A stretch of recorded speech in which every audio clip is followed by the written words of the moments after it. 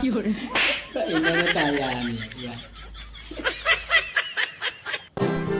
အောက်လန်းနေပါရင်နဲ့မြအလောက်ခံထားရလားမသိဘူး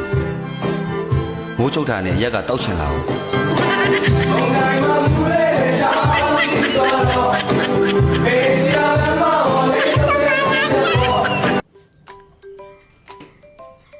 ဟဲ့တငယ်ချင်းနေကားဝယ်ထားပြီးဘာလို့မရှိတာလဲဟဲ့